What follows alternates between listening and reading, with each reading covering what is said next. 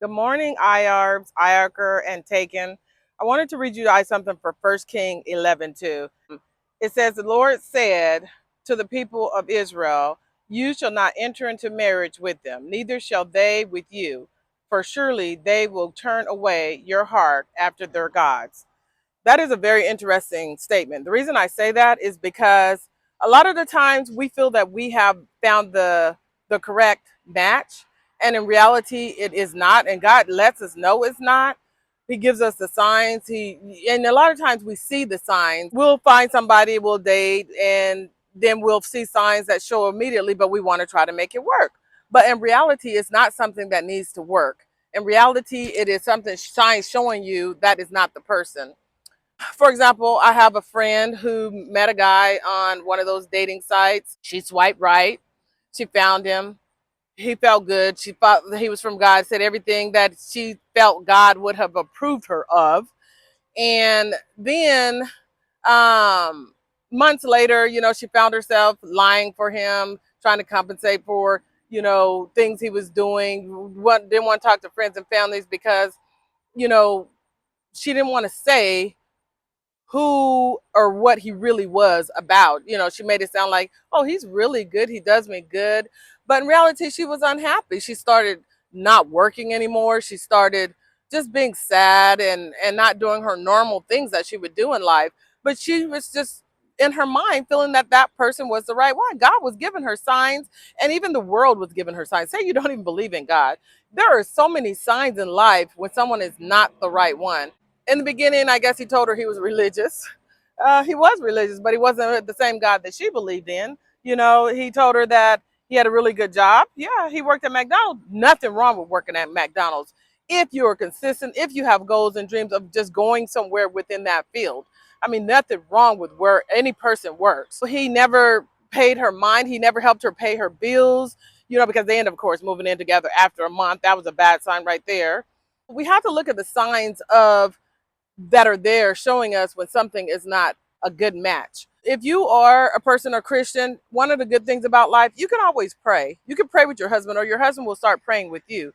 That alone helps to relieve a lot of tension in the marriage, because then God takes on that weight.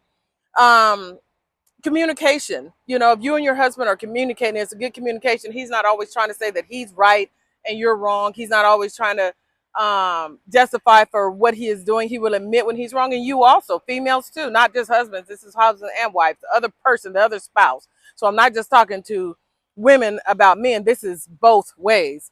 If that person is not right for you, you're going to know that.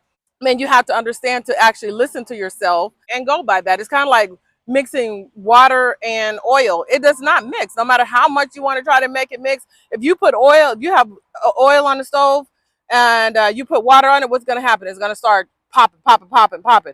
If you put oil and water in a jar, it's going to separate. It's not going to combine together. Oil and water does not mix. So you have to stop trying to make yourself mix yourself with something that is not meant to be mixed. One of the other things that I wanted to say, you in a situation where you just happen to have a child by that person and you feel like, oh, we have to make this work because now we have a child. Well, just because you have a child with somebody, especially in this day and time, you do not have to stay with that person. If that person is abusive and hitting you, and verbally or mentally or physically or psychologically or even any other way abusing you, you do not have to stay with that person. You can find resources that will help you, whether you're a male or a female. You do not have to stay with that person if you have a child with that person. A lot of men are raising children by themselves. I really, I'm happy for that. That is absolutely wonderful. But one thing we do have to realize in life, that just because you feel that you are in a situation does not mean you have to be stuck in that situation. Learn when something is not right for you and step out.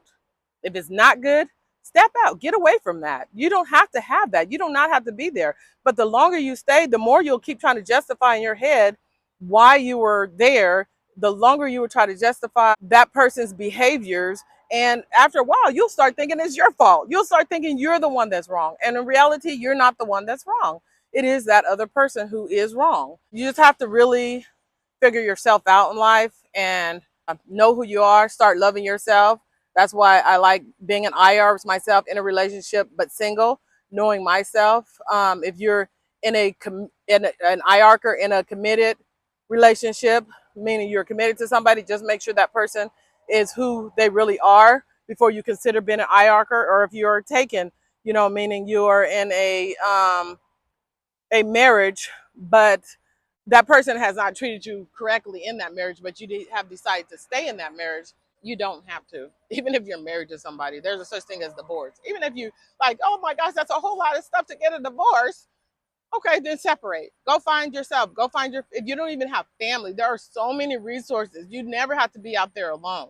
There are so many resources. If I don't know if this is in every state, but 211, that's a good start to call. There are shelters that domestic violence. There are, if you have children, you can get low income housing. You may have to stay in a shelter for a minute, but I guarantee you they'll find you low income housing.